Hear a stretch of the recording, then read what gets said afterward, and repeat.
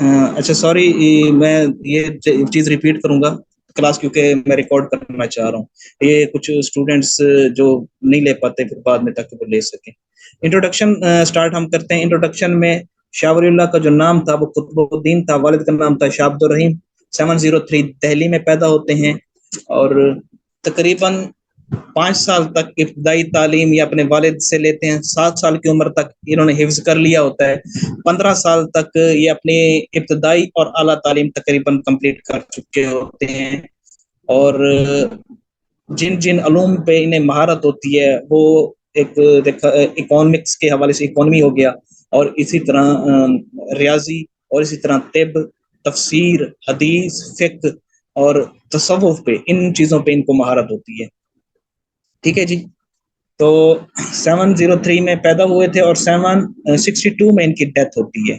62 इनकी डेथ भी दिल्ली में होती है, और वहीं फिर उनको दफन भी किया जाता है। ये थोड़ा सा उनका इंट्रोडक्शन था। इसके अलावा अगर कोई बात लेक्चर के दौरान मेरे माइंड में आई तो मैं वो आपको बता दूंगा। ठीक है जी। अच्छा, साथ साथ बताता चलूं कि ये नक्शबंदिया सिलसिले से मैंने बताया ताल्लुक था, मतलब ये किस घराने में पैदा हो रहे हैं। ये एक हनफी घराने में पैदा हुए थे। हनफी घराने से थोड़ा सा पहले भी मैंने बताया था कि इस्लाम में मतलब 4 स्कूल ऑफ थॉट हैं आलो सुन्ना में, आलो सुन्नत में। हनफी, शाफी, मालकी, हम्बली, ये हनफी घराने में पैदा होते हैं, और नक्शबंदिया सिलसिले से इनका ताल्लुक था।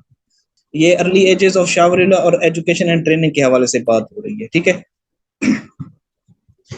तो 1762 में इनकी डेथ हो जाती है। 1762 डेथ के बाद हम आते हैं इनके जो है ना किताबों के ऊपर। अच्छा, ये वर्क्स का अगर आपसे कोई एमसीक्यूज में आया हुआ ना क्वेश्चन कि इनका वर्क्स क्या थे, तो आपने इनकी किताबों को आपको पता होना चाहिए। वो किताबें क्या हैं जी? अल तफहीमतुल इलाहिया है, हुज्जतुल्लाह बालिगा है, अल फौजुल कबीर फिल उसूल है। ये जो किताबें हैं ना इनकी, ये साहब ज़ाहिर है आपने तो शाह वलीउल्लाह को बस किताबों की हद तक के पेपर क्लियर करने के लिए पढ़ते हैं। मदारिस के तलबा को हुज्जतुल्लाह बालिगा और अल फौजुल कबीर पढ़ाई जाती है। ये बड़ा शाहकार है शाह वलीउल्लाह का, जिसमें हुज्जतुल्लाह बालिगा में थोड़ा सा मैं फर्क बताता हूँ। हुज्जतुल्लाह बालिगा में वो पढ़ाते हैं कि कैसे इस्लाम एक प्रोमिनेंट और एक परफेक्ट रिलीजन है for all type of races, इनके तमाम किस्म के लोगों के लिए, ये उसमें बताते हैं। इसके अलावा सियासियात और मुआशियात के हवाले से रहनुमाई करते हैं। आपने वरना देखा होगा कि जो डोमेस्टिक मुल्ला होते हैं वो उन्हें लड़ाई झगड़े के अलावा कुछ नहीं सोचता, लेकिन शाह वलीउल्लाह एक नेशनल इंटरनेशनल लेवल के एक आलिम थे, जिन्होंने मुसलमानों के दर्द और कर्ब और उनके मसाइल को समझा और उसका हल भी दिया। और इस तरह अल्फाजुल कबीर फी उसूल, ये फी उसूल तफसीर है मेरे ख्याल में, ये शायद स्लाइड में कमी है, फी असूल तफसीर है। अल्फाजुल कबीर में वो असूल और जवाबित बताए गए हैं कि आपने तफसीर कैसे करनी है। तफसीर इंटरप्रिटेशन ऑफ कुरान। ठीक है नहीं? आवाज आ रही है, समझ आ रही है? कोई मुझे फीडबैक दे दे। यस सर, क्लियर है। ठीक है। ठीक है जी। ये अल्फाजुल कबीर में वो असूल और जवाबित, वो कायदे कुलिये कवानीन शाह वलीउल्लाह रहमहुल्लाह ताला बताते हैं कि उन असूलों को मद्देनजर रख के इंटरप्रिटेशन ऑफ कुरान करनी है, तफसीर करनी है कुरान मजीद की। ठीक है जी। ये किताब उनकी उस मुतालिक थी। और इस तरह उनका एक बड़ा कारनामा ट्रांसलेशन ऑफ कुरान, ये भी अक्सर पूछ लेते हैं कि जी कौन से वो थे, स्कॉलर थे या फिलोसफर थे या आलिम थे जिन्होंने सबसे पहले कुरान का फारसी में तर्जुमा। शाह वलीउल्लाह रहमहुल्लाह ताला थे। शाह वलीउल्लाह रहमहुल्लाह ताला ने कुरान मजीद का तर्जुमा करके उम्मत मुसलमा पे जो एहसान किया है, आज तक उनको वो सवाब मिल रहा है। आज जो जो बंदा कुरान मजीद का तर्जुमा पढ़ रहा है, शाह वलीउल्लाह को उसका सवाब मिल रहा है। शाह वलीउल्लाह ने कुरान मजीद का जब तर्जमा किया, तो ये कुरान मजीद का तर्जमा कोई आम बात नहीं थी कि वो उठ के उन्होंने तर्जमा कर दिया। यूं नहीं है कि एक एक बड़ी یعنی کہ پہلی دفعہ اس قسم کا کام کرنا اور وہاں کے ڈومیسٹک ملا جن کی منوپلی ہو کسی سوسائٹی میں ان کے خلاف ایک اقدام کرنا, ان کے خلاف علم بغاوت بلند کرنا, ان کے خلاف ایک نئی بات کرنا, تو یہ اپنی موت کو دعوت دینے کے مترادف بات ہوگی. اور حقائق بھی یہی ہیں کہ جب شاہ ولی اللہ نے قرآن مجید کا فارسی میں ترجمہ کیا, ان پر کفر کے فتوے بھی لگے, ان کو زندیق بھی کہا گیا, ان کو ملحد بھی کہا گیا, ان کی جان کو حتیٰ کہ خطرہ تھا, وہ چھپتے پھرتے تھے. لیکن الحمدللہ شاہ ولی اللہ کی جو یہ کوششیں ہیں, یہ محنتیں ہیں, وہ کارگر ثابت ہوئیں, اور بعد میں ان کی ایک جماعت اور ان کے فالوورز اور ان کے چاہنے والے اس قسم کے پیدا ہوئے. انہوں نے اپنی ایک ٹیم بنائی, ایک گروپ بنایا, ایک اجتماعیت ہوئی, ایک اجماع ہوا جو ان کے پیچھے چل پڑا, اور ان کے طریقے پہ عمل کرتے ہوئے ان کی جو تعلیمات ہیں, ان کی جو تبلیغ ہے, اس کو آگے پھیلایا. تو یہ قرآن مجید کا ٹرانسلیشن. اچھا, ایک جو فلاسفر کہہ رہا ہوں, یہ تو ان کا ورکس تھا. ان کے ورکس میں ایک بات میں بتانا چاہوں گا, وہ یہ تھی کہ شیخ ابو طاہر ابراہیم, یہ آپ نے یاد رکھنا ہے, یہ ان کے استاد تھے. شاہ ولی اللہ رحمہ اللہ تعالی جب 17 سال کی عمر میں ان کے والد کی ڈیتھ ہوتی ہے. شاہ ولی اللہ رحمہ اللہ تعالیٰ کا میں نے بتایا کہ 7 سال کی عمر میں حفظ کر چکے تھے, 15 سال تک اپنی تعلیم مکمل کر چکے تھے. 17 سال میں ان کے والد کی جب ڈیتھ ہوتی ہے تو ان کے والد جو مدرسہ رحیمیہ چلا رہے ہوتے ہیں, اس مدرسہ رحیمیہ کی ذمہ داری اب شاہ ولی اللہ کیا ہے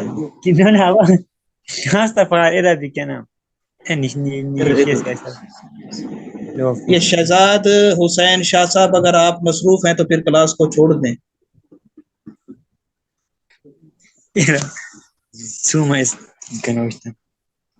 اسے ریموو کر رہے ہیں. پولیٹیکل سائنس کیا ہے, اس کو ریموو کریں یا اس کو میوٹ کریں؟ میوٹ کریں سب اپنے آپ کو پلیز. نہیں, اس قسم کی یہ کیا ہے, یہ اگر اس قسم کی کلاسز ہونی تو پھر بندہ خود ہی پڑھ لے گا. سارا ایک ردم توڑ کے رکھ دیتے ہیں. پچھلی کلاس میں بھی کسی نے ویڈیو چلا دی تھی.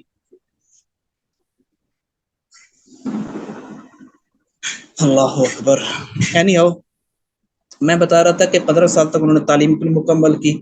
17 سال میں ان کے والد گرامی شاہ عبد الرحیم کی ڈیتھ ہو جاتی ہے, اور شاہ عبد الرحیم کے بعد جو مدرسہ رحیمیہ ہے ان کی ذمہ داری شاہ ولی اللہ پہ آ جاتی ہے. شاہ ولی اللہ پھر تعلیم و تعلم کا سلسلہ وہاں پہ جاری رکھتے ہیں, اور تقریباً 17 سال, یہ فگر مجھ سے غلط ہو سکتا ہے, آپ دیکھ لیجئے گا, یا میں بعد میں اس کو بتا دوں, شاید غالباً 17 سال تک وہ پڑھاتے رہے تھے مدرسہ رحیمیہ میں. تو پھر یوں ہوا کہ شاہ ولی اللہ تقریباً 40 سال کی عمر میں, یا 1740, فگر تھوڑے سے بھولے ہوئے ہیں, یا آپ نے بعد میں دیکھنے ہیں, یہ گئے تھے حجاز میں. حجاز مقدس گئے, وہاں پر حج کی نیت سے گئے تھے. وہاں پر انہوں نے قیام کیا 4 سال تک. 4 سال کے قیام کے دوران انہوں نے حدیث کا علم لیا. حدیث کا علم کس سے لیا؟ شیخ ابو طاہر ابراہیم سے, یہ ان کے استاد تھے. ان سے ریموو نہیں ہو سکتے. شیخ ابو طاہر ابراہیم جو تھے وہ ان کے استاد تھے. انہوں نے انہیں حدیث کا علم دیا. اصول حدیث پر جب ان کو دسترس ہوئی تو انہیں سرٹیفیکیشن آف حدیث بھی ملا. سرٹیفیکیشن آف حدیث پتہ کیا ہوتا ہے؟ یہ ہوتا ہے سند الاجازہ. جہاں تک میرا خیال ہے, مدارس کے طلباء اس چیز کو بہتر سمجھتے ہیں. سند الاجازہ وہ سرٹیفکیٹ ہوتا ہے کہ آپ کو ایک شیخ کی طرف سے اجازت نامہ مل جاتا ہے کہ اب آپ بھی آگے حدیث ڈلیور کر سکتے ہیں, حدیث بیان کر سکتے ہیں. ویسے تو آپ نے دیکھا ہوگا کہ ہر کوئی ممبر پہ چڑھ کے حدیث بیان کر رہا ہوتا ہے. یار اس کو ریموو کریں, یہ کون ہے, ریموو کریں نا اسے. یہ کلاس میں اس گروپ میں نا جو نان سیریس اسٹوڈنٹس ہیں ان کو آپ نہ رکھیں. جو ایک آدھ کی وجہ سے نا پھر سارے بچوں کا ٹائم بھی ویسٹ ہوتا ہے, اور جو بیچارہ پڑھا رہا ہوتا ہے اس کا مزاج بھی خراب ہوتا ہے خام کا. بار بار میں بات ریوائز کر رہا ہوں, کوئی سارا ردم ٹوٹ جاتا ہے.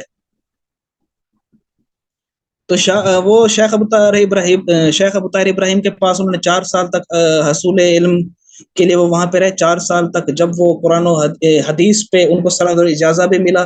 سند الاجازہ کا بتا رہا تھا کہ ایک ہوتا ہے حدیث کو بیان کرنا، عام طور پہ ہم بیان کرتے ہیں، آپ اسٹوڈنٹس ہیں، آپ نے بھی کوئی حدیث سنی ہوگی نا، آپ بیان کرتے ہیں. لیکن ایک ہوتا ہے سند الاجازہ. وہ سند الاجازہ وہ ہوتا ہے کہ وہ ایک شیخ کی طرف سے اجازت نامہ ہوتا ہے کہ آپ بھی آگے حدیث نا وہ ڈلیور کر سکتے ہیں. یوں پھر آپ کا نا اس میں نام آ جاتا ہے روایت میں. روایت کا تھوڑا سا بتا دوں، 2 چیزیں ہوتی ہیں، ایک ہوتا ہے متن، ایک ہوتا ہے سند. تو سند میں جب نام آ جائے، وہ جن کے پاس سند الاجازہ ہے ان کا سند میں نام آتا ہے. ٹھیک ہے جی. متن ہوتا ہے جو ہم وہ کوٹیشن یا کوئی تفسیر وہ پڑھتے ہیں نا. اچھا تھوڑا سا بتا دیتا ہوں، میں تو جلدی کر رہا ہوں کہ آپ کو یہ چیزیں پتہ ہوگی. سند یہ ہوتی ہے کہ وہ راویوں کا سلسلہ ہوتا ہے جو حدیث بیان کر رہے ہوتے ہیں، اور متن وہ ہوتا ہے جو حدیث ہوتی ہے. ٹھیک ہے جی، یہ چیز ہے.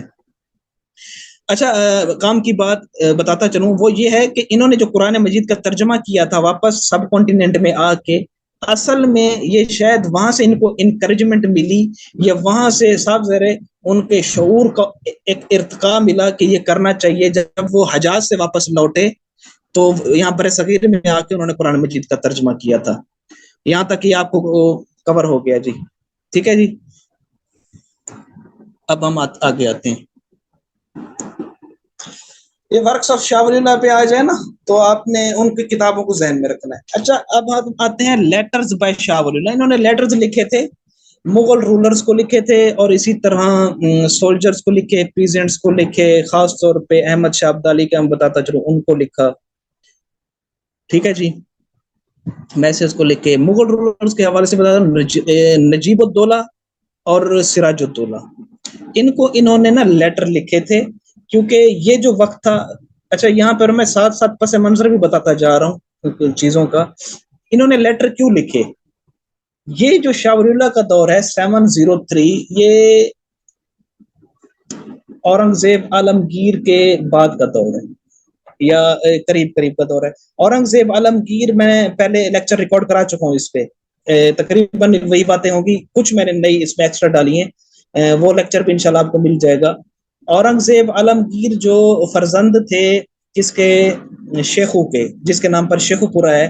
یہ جہانگیر کا بیٹا تھا، اور جہانگیر جو اورنگزیب عالمگیر شاہ جہاں بیٹا تھا جہانگیر کا، اور جہانگیر بیٹا تھا اکبر کا، اکبر بیٹا تھا بابر کا، یا اس طرح. ٹھیک ہے جی.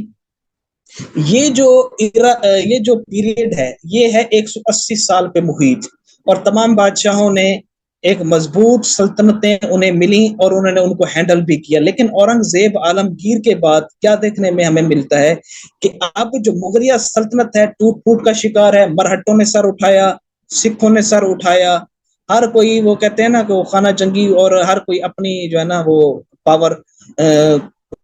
پاور بنانے میں یا اپنا سلطنت قائم کرنے میں لگ گئے. ٹھیک ہے جی. اب انہوں نے جب یہ حالات، واقعات اور یہ چیزیں دیکھی تو انہوں نے مغل رولرز کو پھر جو ہے نا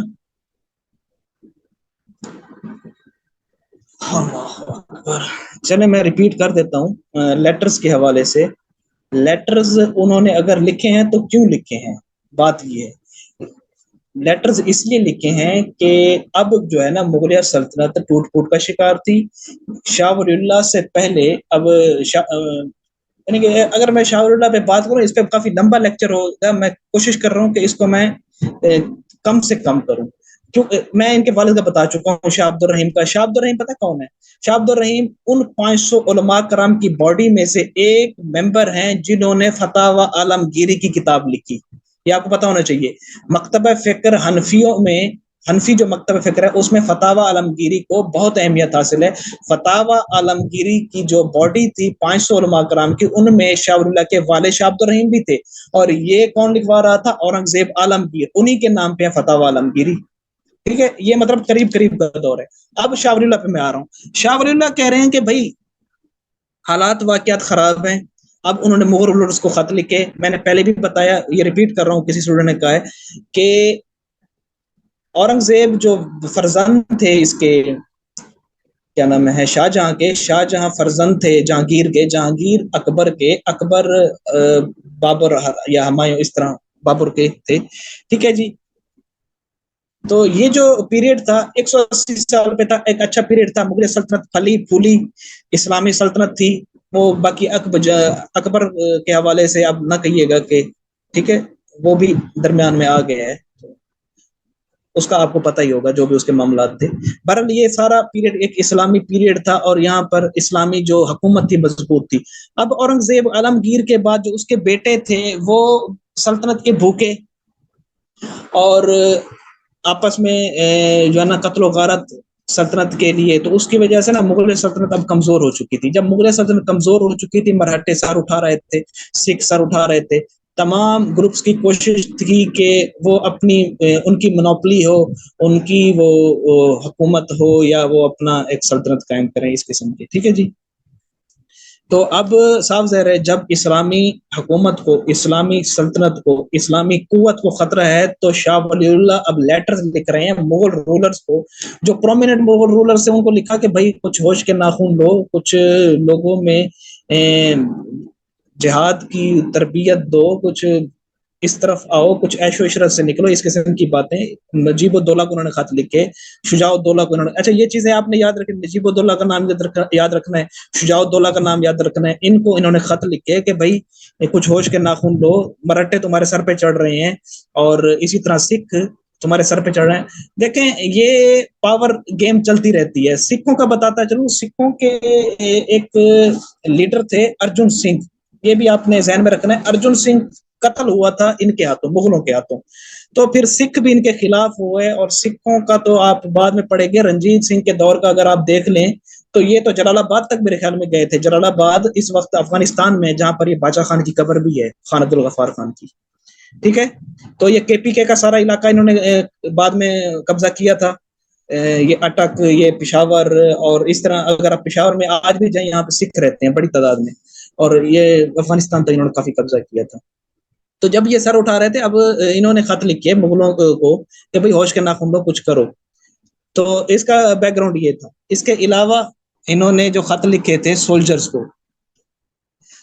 इन्होंने खत लिखे कि भाई सोल्जर्स को भी इन्होंने जिहाद की दावत ही दी थी कि क्या तुम्हारी तलवारों को जंग लग गया या इस किस्म का, तुम इस तरफ आओ, जिहाद की तरफ आओ। साहब जब तक जिहाद का रिवाइवल नहीं होगा तो इस्लामी हुकूमत है या इस्लामी जो पावर है उसका रिवाइवल नहीं होगा। एज ए रिजल्ट फिर मुसलमान ही इस चीज को भुगतेंगे। इसके अलावा इन्होंने पीजेंट्स को भी लिखे, वर्कर्स को। पीजेंट्स से मुराद होते हैं, पीजेंट्स कहते हैं किसानों को। इन्होंने किसानों को या वर्कर्स को खत लिखे। इन खतों के लिखने का मकसद ये था कि भाई आप लोगों के मुआश पे ही सल्तनत का मुआश डिपेंड करता है। अगर आप लोग अच्छा कमाएंगे, आप लोग सल्तनत को जो टैक्स है या जो भी आपके सल्तनत को पे करते हैं वो अच्छी तरह पे करेंगे, तब ही सल्तनत स्टेबल होगी। सल्तनत स्टेबल होगी तो आपकी हिफाजत करेगी, आपकी हिफाजत होगी तो आप सुकून में होंगे, वरना फिर मराठे और सिख तो तैयार बैठे हैं आप पर चढ़ दौड़ने के लिए, ठीक है जी। एम्परर वही आ गया, वही बात है ये मुगल रूलर्स वाली। एम्परर के हवाले से यही है, शाह वलीउल्लाह को उन्होंने खत लिखा, सॉरी अहमद शाह अब्दाली को उन्होंने खत लिखा था, ठीक है जी। अहमद शाह अब्दाली को खत लिखा क्योंकि वो अफगानिस्तान के थे ये, कि भाई आओ यहाँ पर, मुसलमानों की जो सल्तनत है, मुसलमानों की जो हुकूमत है खतरे में है, इसको यानी कि इसको बचाने में, इसकी हिफाजत में हमारी मदद करो। और ये आपने पढ़ा होगा 1761 में ही होती है पानीपत की जंग। बड़ी खूंखार एक जंग होती है, बड़ी खूनरेज एक जंग होती है। हिंदू एक तरफ होते हैं, मुसलमान एक तरफ होते हैं। अहमद शाह अब्दाली पानीपत की जंग में मराठों को जैसे कहते हैं ना, मराठों को मुंह की खानी पड़ती है, टिका के इनको शिकस्त देते हैं। अच्छा मुझे कोई टाइम बताएगा? अच्छा 58 हो गए हैं। ये लेक्चर मैंने पहले ही बताया था क्योंकि मेरे शाह वलीउल्लाह मेरे फेवरेट भी हैं और इन पर मैंने बहुत पढ़ा हुआ है, तो इस वजह से ना लेक्चर लंबा हो रहा है। अगर हाँ जी ठीक है ठीक है। मैं असल में क्लास का पूछ रहा था कितनी देर होगी क्लास को स्टार्ट, ठीक है जी। तो ये लंबा हो रहा है, शायद हम इसके बाद क्लास फिर अरेंज कर लेंगे अगर ये कंप्लीट हो गई तो, मतलब जूम मीटिंग एंड हो गई तो, ठीक है जी। अहमद शाह अब्दाली है, उन्होंने पानीपत की 1761 में आई थिंक ये जंग होती है और उनको ना मराठों को शिकस्त देते हैं और थोड़ा सा स्टेबिलिटी आती है, ठीक है जी। अब हम आते हैं आगे।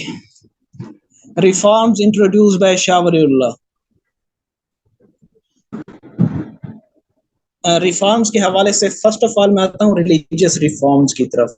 उनकी रिलीजियस रिफॉर्म्स क्या है? ट्रांसलेशन ऑफ होली कुरान, ये आपको मैं पहले बता चुका हूँ, और एक्सप्लेनेशन ऑफ मोत्ता, ये वर्ड लिखा हुआ है मोत्ता, मोत्ता छोटा नहीं पढ़ना इसको। बाज हमारे जो स्टूडेंट होते हैं अमर को उमरू पढ़ रहे होते हैं, उन्होंने उमरू यार बनाया होता है, ठीक है जी, इस चीज का ख्याल रखना है। ये है एक्सप्लेनेशन ऑफ मोत्ता। ये असल में वो मोत्ता है जो इमाम मालिक ने लिखी थी, और इसका पूरा नाम है मोत्ता इमाम मालिक। ये हदीस की किताब है। ये इसको ऑथेंटिक तरीन समझते थे। इस वक्त बड़े सगीर में जो ऑथेंटिक तरीन बुक समझी जाती है वो बुखारी समझी जाती है, ये आपको पता ही होगा, और हकायक भी यही है।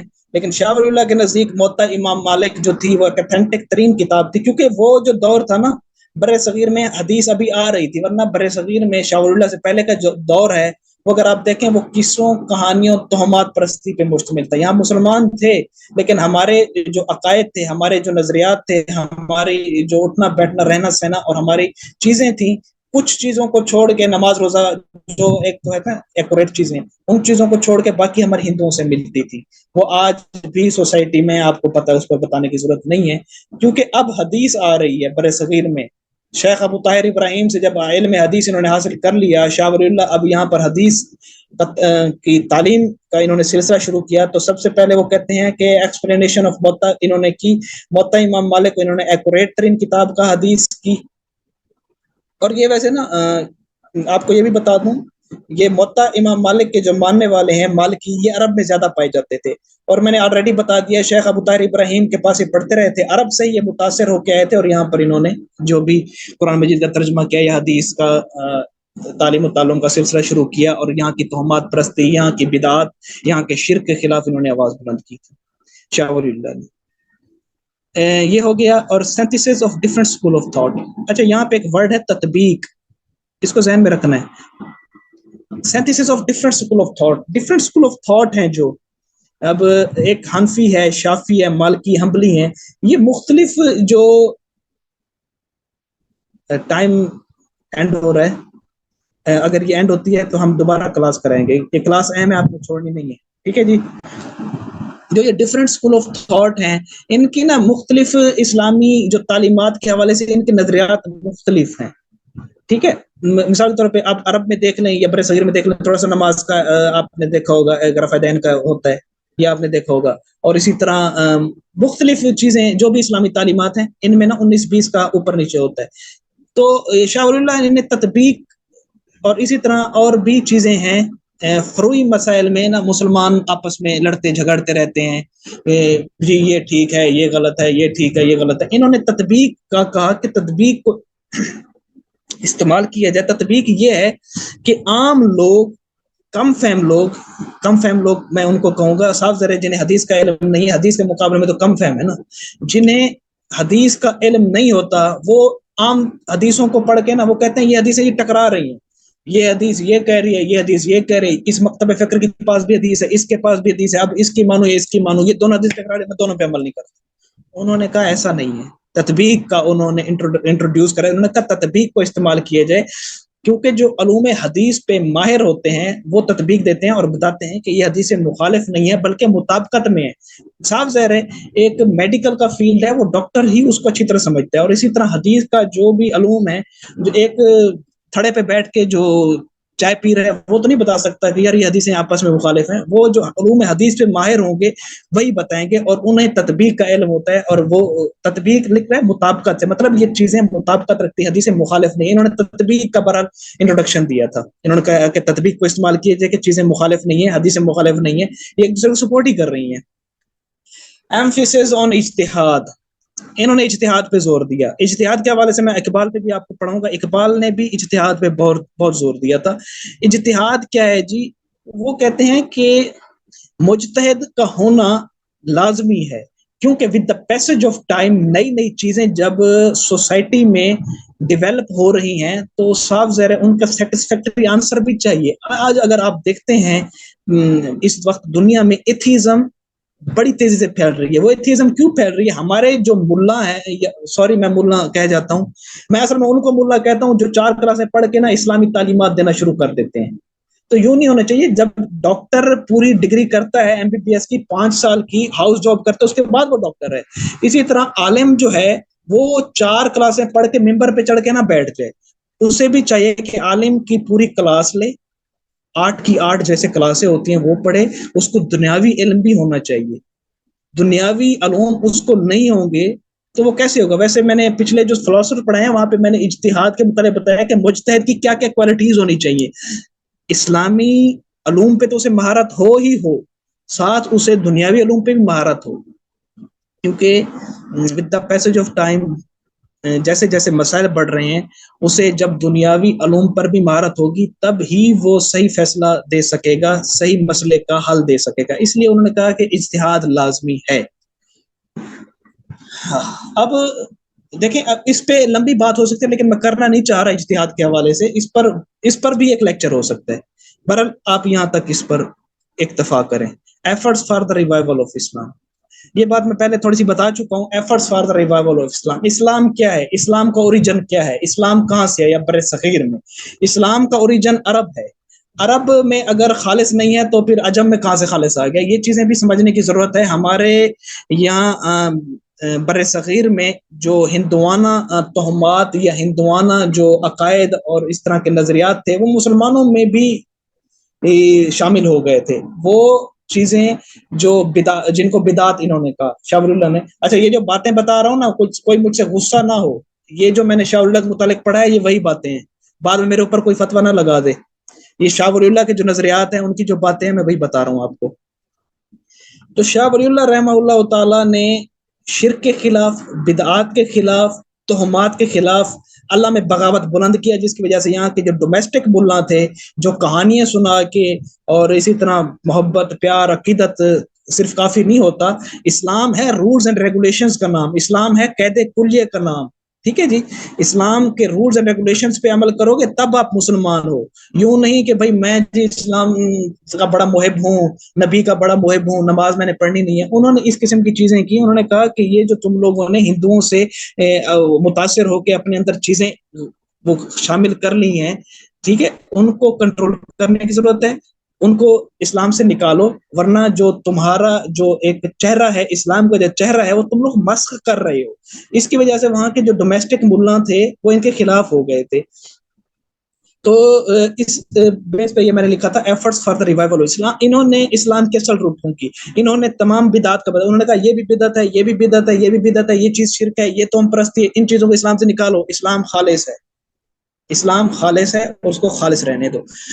تو اس کے بعد پھر شاہ ولی اللہ کے بعد ان کی میں نے پہلے بتایا ایک جماعت بن گئی, آپ پڑھیں گے. ان کا بیٹا تھا عبد القادر, اس نے بھی ترجمہ کیا, اردو میں ترجمہ کیا. اور اسی طرح آپ نے مزید پڑھیں گے, اگر آگے وہ پوائنٹ آتا تھا میں بتا دیتا ہوں, لیکن تھوڑا سا یہ بتا دیتا ہوں. یہ سید احمد شہید ہو گئے, یہ شاہ اسماعیل شہید ہو گئے, سکھوں کا مقابلہ کرتے ہوئے بالا کوٹ میں جو شہید ہوئے تھے وہ بھی انہی کی تعلیمات سے متاثر ہوئے تھے.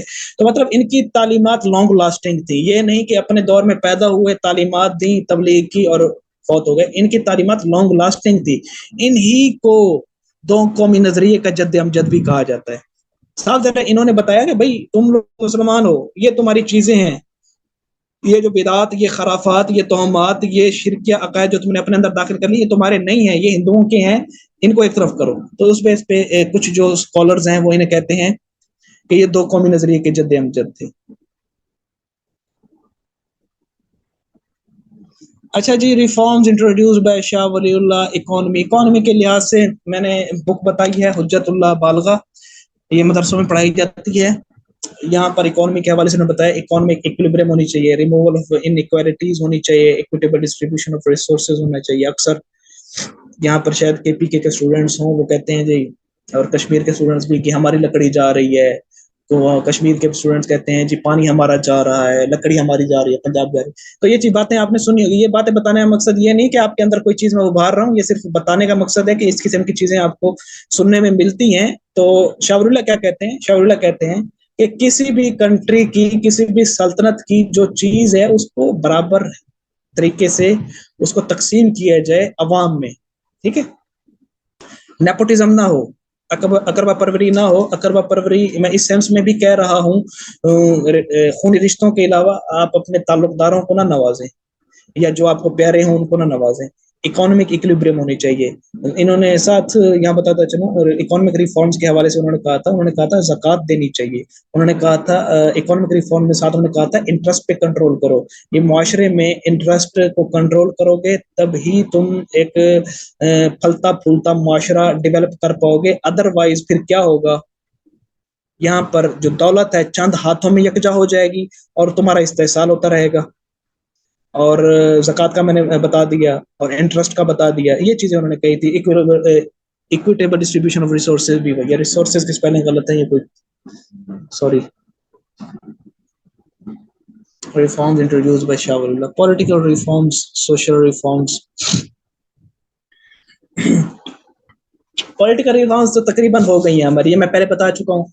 पॉलिटिकली इन्होंने जो है ना मुसलमानों की हेल्प यूं की, इन्होंने लेटर्स लिखे थे इनको, नजीबुद्दौला को लिखे और इसी तरह शुजाउद्दौला को लिखे और अहमद शाह अब्दाली को लिखे। और ये बात बता चुका हूँ कि लिखे क्यों, वो लिखे इसलिए थे मुगल सल्तनत जवाल का शिकार थी। और नजीब और शुजाउद्दौला ही वो शख्सियत हैं। जंग प्लासी का आपको पता होगा 1757 में होती है, डेट याद कर लें, 1757 में जंग प्लासी होती है। इसमें जो लॉर्ड क्लाइव होते हैं, दूसरी तरफ से क्लाइव ही थे मेरे ख्याल में, बहरहाल चीजें थोड़ा सा मुझे मिक्स हो जाती हैं। लॉर्ड क्लाइव भी थे, 90 to 95% मुझे श्योर है, जो ब्रिटिश थे या ईस्ट इंडिया कंपनी की तरफ से थे, और दूसरी तरफ से थे ये शुजाउद्दौला। शुजाउद्दौला और इनके साथ जो हेल्प कर रहे थे वो थे फ्रांसीसी भी इनके अलाइज थे। बहरहाल इस 1757 की जंग में इनको शिकस्त होती है शुजाउद्दौला को, लेकिन ये एक अच्छी बात है कि अब मुसलमान जाग गए थे। उन्होंने अलम जिहाद बुलंद किया, और ये किसकी वजह से था, किसकी तालीमात की वजह से था, शाह वली की तालीमात की वजह से था। ठीक है जी। इसी तरह जंग बक्सर होती है 64 में, मीर कासिम लड़ता है इसी ईस्ट इंडिया कंपनी के खिलाफ, उसमें भी मुसलमानों की शिकस्त ही होती है। लेकिन बताने का मकसद ये है कि ये अब जो लड़ाइयाँ हो रही हैं ब्रिटिश के खिलाफ, अंग्रेजों के खिलाफ, तो इसके पीछे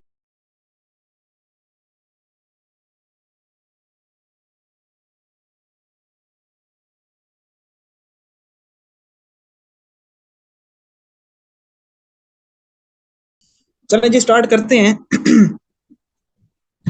पॉलिटिकल रिफॉर्म्स का मैंने बता दिया था, और सोशल रिफॉर्म्स के हवाले से बात हो रही थी। सोशल रिफॉर्म में यूं है कि उन्होंने कहा कि भाई सोसाइटी के अंदर इक्वालिटी होनी चाहिए, ब्रदरहुड होना चाहिए, और इस तरह जस्टिस प्रिवेल करनी चाहिए। ठीक है जी।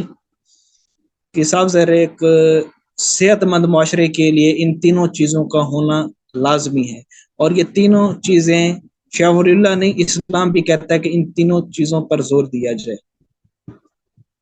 ठीक है जी। ये सोशल रिफॉर्म्स हो गई। सोशल रिफॉर्म्स के बाद हम आते हैं इनका death of Shah Waliullah. Death of Shah Waliullah मैंने डेथ डेट तो मैंने बता दी थी, 1762 में इनकी डेथ होती है दिल्ली में, और वहीं पे इन्हें दफन किया जाता है। और उनकी जो फाइनल विल थी वो ये थी, देखें एक चीज होती है ना, इंसान सारी जिंदगी उसको अपना ओढ़ना बिछोना बना लेना, फिर वो कहता है कि मरते दम तक ये चीज मेरे साथ रहे। शाह वली की भी ये विश थी कि मेरा जो खात्मा हो वो कुरान हदीस पे हो, इस्लामी तालीमात जो खालिस इस्लामी तालीमात हैं, ये नहीं कि जो मौलवी कह देते हैं अपनी तरफ से, जो माशरे में राइज कर देते हैं, नहीं वो नहीं, जो खालिस इस्लामी तालीमात हैं वो उनकी जिंदगी मकसद थे, और वो चाहते थे कि मरते दम तक वो उनके साथ रहें। कंक्लूजन ये है जी, शाह वलीउल्लाह की तालीमात को अगर हम देख लें, शाह वलीउल्लाह की तालीमात सिर्फ उनके वक्त तक महदूद ना रही, उनकी तालीमात आज की डेट में भी उनके फॉलोअर्स हैं। आज की डेट में भी उनके ब्लाइंड फॉलोअर्स नहीं, फॉलोअर्स। ठीक है जी। फॉलोअर्स उनके हैं जो उनकी तालीमात पे अमल करते हैं, उनकी तालीमात को आगे फैलाते हैं, और शिर्क व बिदात का रद्द करते हैं, खराफात का रद्द करते हैं, और मुआशरे के अंदर तोहमात का रद्द करते हैं। ठीक है जी। मैंने पहले बता दिया था, शाह इस्माइल शहीद हो गए, सैयद अहमद शहीद हो गए, वो भी उन्हीं की तालीमात से मुतासिर होके वो यानी कि जिहाद की उन्होंने जो ऑर्गेनाइजेशन बनाई थी, ये आप पाकिस्तान अफेयर्स में पढ़ेंगे, सैयद अहमद शहीद اس پرسنالٹی کو آپ پڑھیں گے, یہ بھی متاثر تھے شاہ ولی اللہ سے. ٹھیک ہے جی, یہ ان کے کنکلوژن اب میں کنکلوڈ کر رہا ہوں. یہ انہی کی تعلیمات تھیں, یہ بھی انہی کی تعلیمات تھیں کہ عرب سے عجم میں یا بر صغیر میں, عجم مینٹو سے یہاں میرا عجم سے مراد بر صغیر ہی ہوگا, بر صغیر میں قرآن و حدیث کی تعلیمات انہوں نے روشناس کرائیں. یہاں پر انہوں نے حقائق بتائے, انہوں نے اسلام کا صحیح چہرہ دکھایا. ٹھیک ہے جی, اور میں نے پہلے بتایا کہ ان کی تعلیمات ان کے وقت تک نہ تھی, وہ بعد میں بھی رہیں.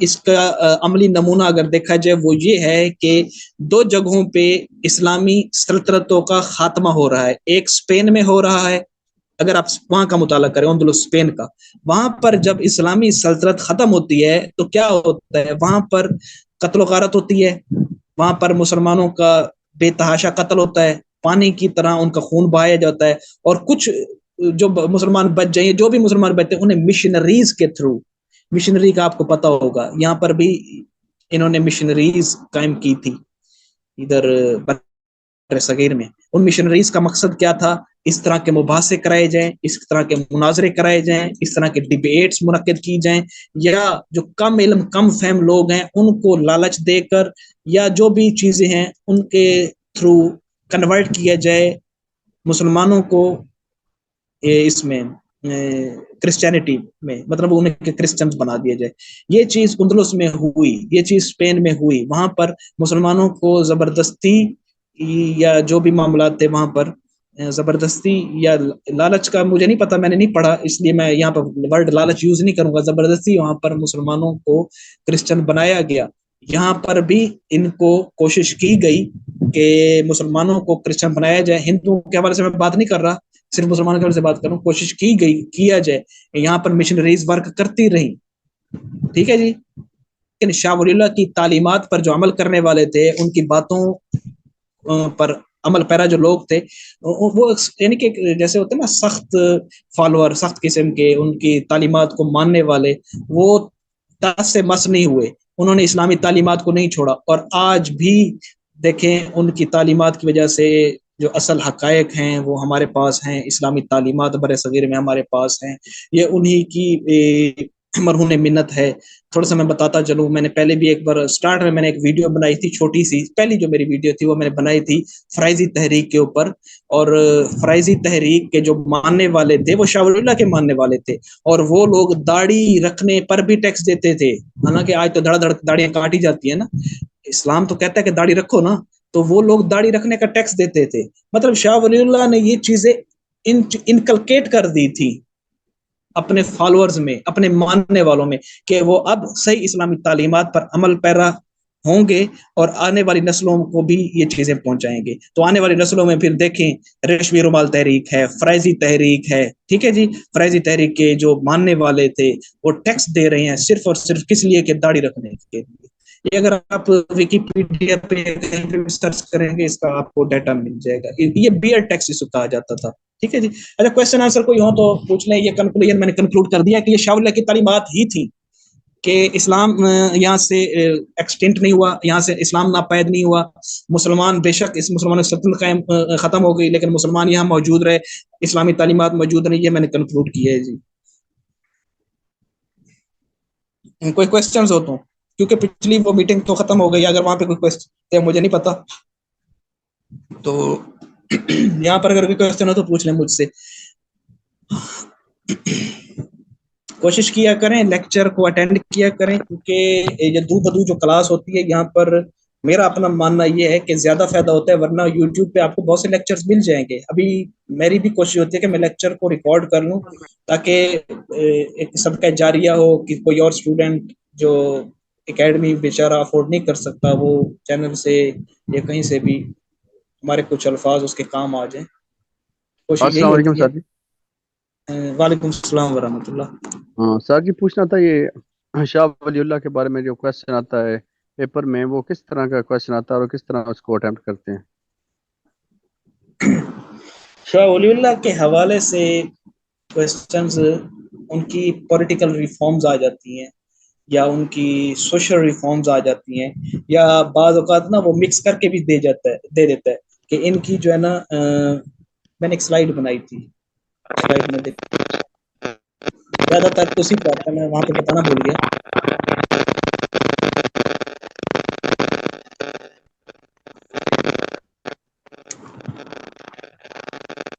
रिलीजियस रिफॉर्म, इकोनॉमिक रिफॉर्म, ये खास सर.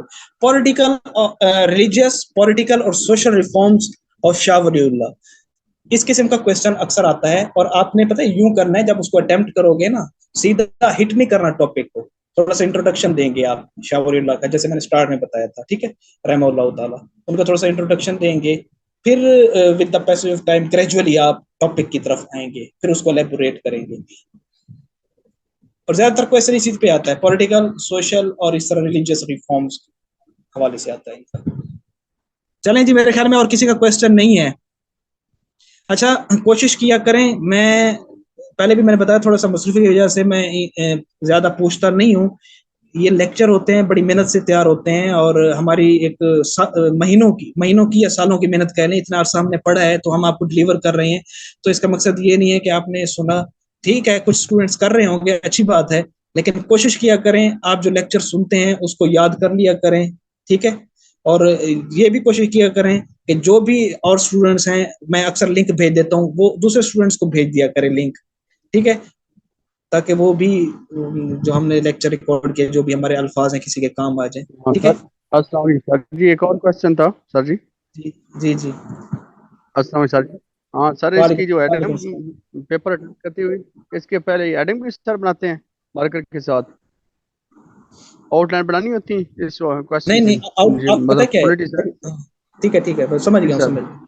ये क्वेश्चन अक्सर पूछते हैं स्टूडेंट. आपने आउटलाइन नहीं बनानी इसकी, पता है क्या है, क्योंकि जब भी हकम हकम जो होता है ना, हुक्म देता है, हकम, मेरे सवाल को समझना है, जवाब को समझना है. हकम जब जी हुक्म सर, देता है ना, मैं सुन रहा हूँ सर. हाँ, जी जी. हकम जब हुक्म देता है वो मेजोरिटी को देख के देता है. मेजोरिटी ऑफ स्टूडेंट्स होते हैं ना, उनकी पावर ऑफ राइटिंग इतनी नहीं होती कि वो आउटलाइन बनाए. आउटलाइन सिर्फ डिमांड है ऐसे की, अगर इसमें भी आप आउटलाइन बनाने लग जाएं, और इतने सवाल होते हैं, सबकी आउटलाइन बनाए, तो आपका टाइम कंज्यूम हो जाएगा. जब टाइम कंज्यूम हो जाएगा, कोई भी क्वेश्चन आपका आधा रह गया, वहीं पे आप गिर गए, वहीं आप रेस से पीछे रह जाएंगे. इसलिए आउटलाइन बनाने की जरूरत नहीं है. जब आप क्वेश्चन स्टार्ट करते हैं, इंट्रोडक्शन से स्टार्ट करें, with the passage of time gradually आप हिट करेंगे टॉपिक को, एंड में कंक्लूड भी करना है, तो यूं आप साथ साथ हेडिंग देते जाएंगे. शुरू में अगर आप वहां बनाएंगे, शुरू में भी आप आउटलाइन बना रहे हैं, फिर दरमियान में हेडिंग्स भी दे रहे हैं, तो आपका टाइम वेस्ट होगा. और साफ ज़ाहिर है, फिर यहाँ पर हर चीज को मैनेज करना होता है. It is a competition of nerves as well. Thank you sir very much for giving good discussion. बहुत ज़्यादा शुक्रिया दिली. Thanks sir ji. Thank you thank you. इसके अलावा कोई क्वेश्चन नहीं है मेरे ख्याल में. ये कोई मैसेज आया हो, मैं देख लूं, शायद कोई क्वेश्चन हो. नहीं जी, कोई, ठीक है जी, थैंक यू सो मच. शाद रहें, आबाद रहें. ओके, अल्लाह हाफिज.